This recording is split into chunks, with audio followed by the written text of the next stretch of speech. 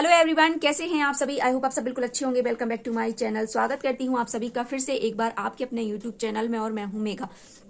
तो चलिए आज का वीडियो स्टार्ट करते हैं। आई होप आप सभी को वीडियोस अच्छे लग रहे होंगे। तो प्लीज वीडियो को अच्छा अगर आपको लग रहा है तो वीडियो को प्लीज लाइक करिएगा, कमेंट कर दीजिएगा। मैं हर बार हर वीडियो में बोलती हूँ, और इससे आप सभी जानते हैं मुझे थोड़ा सा इमोशनली कह लो या कुछ भी कह लो, उससे मुझे थोड़ा सा सपोर्ट मिलेगा। हालांकि आप सभी जानते हैं यार कि लाइक से तो कुछ होता नहीं है, लेकिन मेरे लिए एक एक लाइक बहुत ही ज्यादा मायने रखता है।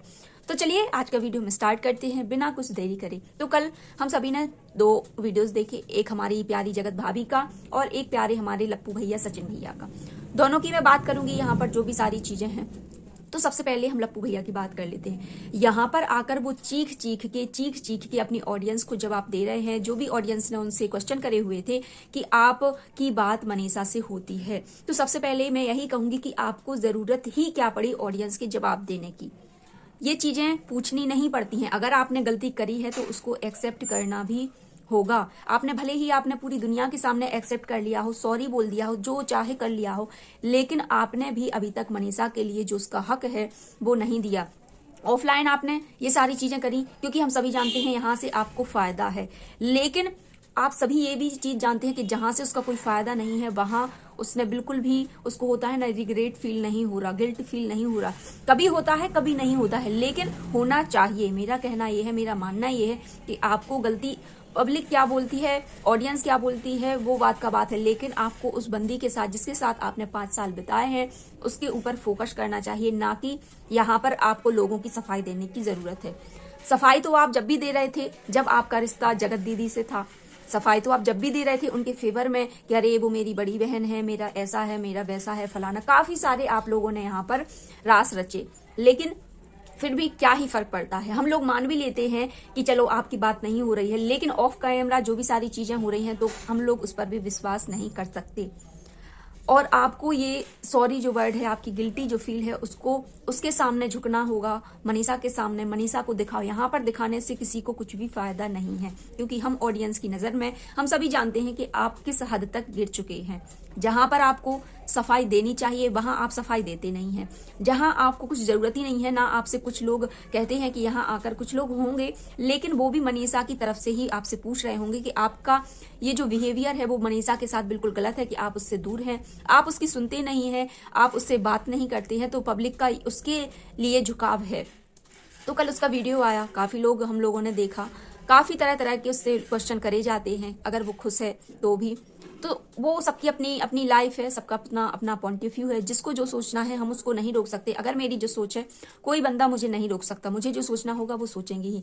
लेकिन सभी ये चीज एग्री भी करते हैं इस बात को कि जो तुम, अगर जगत दीदी के लिए इतनी सी भी बात हो जाती, जगत दीदी के लिए कोई इतनी सी भी उंगली खड़ा कर देता था, तो ये बंदा पूरे सोशल मीडिया पर तहलका मचा देता था हर जगह। मतलब अगर उसको अपनी बीवी का भी सपोर्ट, मतलब क्या कहते हैं, बेइज्जती करनी होती तो वो भी उसके लिए कर। लेकिन आज उस बंदी को आपकी जरूरत है तो आप यहाँ पर क्या बोलते हैं कि मुझे टाइम चाहिए।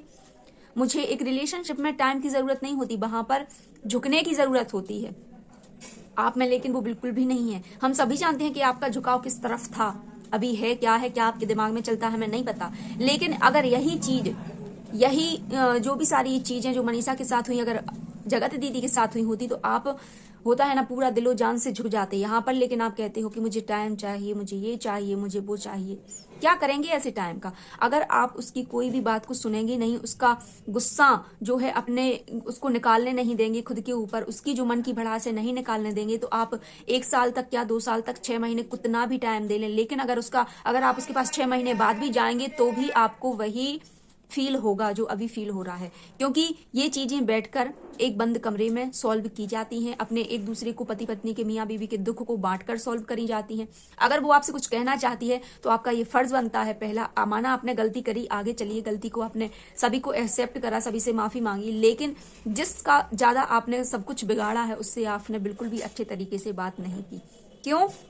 क्योंकि वो आपके घर में रहती है, इसलिए आपके सामने कोई इज्जत नहीं है। आपको झुकना ही पड़ेगा उस बंदी के सामने। आप कितना भी टाइम दे लें, लेकिन उसकी जब तक कोई अपने मन की भड़ास पूरी नहीं होगी, आप 6 महीने बाद भी अगर उसके पास जाएंगे तो वो 6 महीने बाद भी वही चीज कहेगी जो आज बोलेगी। ऐसा नहीं है कि कोई इंसान अगर तुम 6 महीने बाद उसके पास जाओगे तो वो सब कुछ भूल कर अरे ये बोल देगी नहीं आ जाओ मेरे पतिदेव, मैं तुम्हारे चरण धोकर पीऊंगी। ऐसा बिल्कुल भी नहीं होता, ये आपकी गलतफहमी है। आपको ये गलतफहमी अपने दिलों और दिमाग से निकालनी होगी। भले ही आप कितना भी टाइम ले लें, लेकिन एक पत्नी का दुख वो ही समझ सकती है। मनीषा का दुख हम सभी जानते हैं। तो जब तक वो आप सभी से चीजें शेयर नहीं करेगी, आपको अपने मन की भड़ास नहीं निकालेगी, आप कितना भी टाइम दे लें, कुछ भी कर लें, चीजें नॉर्मल नहीं होंगी। इससे चीजें और भी ज्यादा बढ़ेंगी।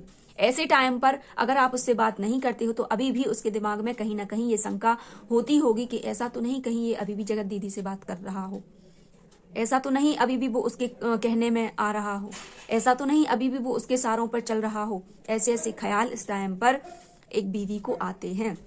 जब आप उसके पास रहोगे, जब आप उसके साथ रहोगे, तब वो आपको नजर करेगी, आपको एब्जॉर्ब करेगी, आपकी चीजों को देखेगी, आपकी चीजों को समझेगी कि हाँ आप में कितना बदलाव हुआ है, आप में कितना इम्प्रूवमेंट हुआ है। तब कहीं हद तक वो आपको एक्सेप्ट करने की, अपनी भड़ास जो है कम करने की कोशिश करेगी। लेकिन ऐसा बिल्कुल भी नहीं होता कि आप यहाँ पर हैं वो वहां पर है। उसके दिमाग में अभी भी वही सारी चीजें चल रही होंगी कि तुमने मेरे साथ ऐसा किया। जब भी मिलो मैं देखूंगी जरूर, मैं अपनी जिंदगी का बदला तुमसे लूंगी जरूर, मैं तुम्हारे साथ ऐसा करूं, तुमने मेरे साथ ऐसा किया तो मैं तुम्हें छोड़ूंगी नहीं। चाहे वो किसी भी तरीके से हो, चाहे वो टॉर्चर करके या आपकी एक जो होती है ना, एक ऐसे इंसान की एक इज्जत जो होती है एक पत्नी की अलग ही होती है। लेकिन जब कोई पति ऐसा करता है तो उसकी वाइफ के मन में वो जो पहले वाली इज्जत होगी वो कभी भी वापस लौट कर नहीं आएगी। ये आप लिख के ले लीजिए। हम वही सोशल समाज से आते हैं, ऐसा नहीं है कि वो कुछ अलग है और हम कुछ अलग हैं। अच्छे से जानते हैं, चीजों को समझते हैं, चीजों को पढ़ते हैं, इसके बाद आपके साथ यहाँ पर हम अपनी चीजें शेयर करते हैं। क्या आपको लगता है कि इन सारी चीजों को दूरियां कम कर सकती हैं, नजदीकियां कम करती हैं? जो भी ये कंट्रोवर्सी हुई है उसको मनीषा और सचिन की दूरियों से कम नहीं करा जा सकता, इससे और भी ज्यादा फासले होंगे। लेकिन एक जो नजदीकियां होती हैं एक हस्बैंड वाइफ में, वही इन सारी चीजों को कम करेंगी। आपको उसकी सुननी पड़ेंगी चीजें। यहाँ पर किसी को सफाई देने से अच्छा मुझे ये लगता है कि आप उसके चरणों में जाकर गिरिए, उससे माफी मांगिए, उसको ये एहसास कराइए कि तुम सही थी और मैं गलत था। दुनिया की नजरों में माफी मांगने से कुछ भी फायदा नहीं है। आप कितना भी दुनिया के सामने झुक लीजिए, लेकिन दुनिया में कुछ परसेंट ऐसे हैं कि भले ही 10 आदमी अगर आपको अच्छा बोलेंगे तो 4 आदमी ऐसे भी होंगे जो आपको वही चीज पर गाली देके जरूर जाएंगे। तो बस मैं यही कहूंगी, सबकी अलग अलग होती है ना, सोच अलग होती है, मेरी कुछ अलग है। मैं जिस तरीके से सोचती हूँ वो आप सभी के सामने रखती हूँ। आई होप आपको वीडियोस अच्छे लग रहे होंगे, आपको मेरी बात से एग्री कर रहे होंगे, आपको मेरी बातें समझ में आ रही होंगी कि मैं क्या कहना चाह रही हूँ। कल वो दुखी थी, उसको एक एक बात का हर्ट होता है, एक एक चीजों का हर्ट होता है। भले ही उसके साथ पूरा घर है, हर चीज है, लेकिन जो पति की जगह है हम सभी जानते हैं वो कोई भी इंसान पूरी नहीं कर सकता। एक टाइम आएगा जब वो किसी का भी कहना नहीं मानेगी। कुछ चीजें ऐसी होती हैं जो हस्बैंड वाइफ की वही समझ सकते हैं, चाहे उनकी फीलिंग्स हो या उनकी केयर हो या कुछ भी हो, A to Z कुछ भी हो। लेकिन एक हस्बैंड की कमी कोई भी पूरा नहीं कर सकता, जो कि मनीषा की लाइफ में अभी बहुत ज्यादा उसको जरूरत है। लेकिन ये पता नहीं किस ईगो में आकर यहाँ पर सबको एटीट्यूड, घमंड, धमकियां भरे मैसेज करते हैं, रिएक्शन चैनल वालों को उड़ाने की धमकियां देते हैं, सबको होता है ना स्ट्राइक दे रहे हैं। अभी इनका सिर्फ एक ही जगह दिमाग है, कैसे सबको परेशान करें, कैसे सबको, जिसने मेरे साथ खेला है, लेकिन आपने जिसकी जिंदगी के साथ खेला है उसका कुछ भी नहीं, और इसका कोई मोल नहीं है। क्यों? क्योंकि वो आपके घर में है।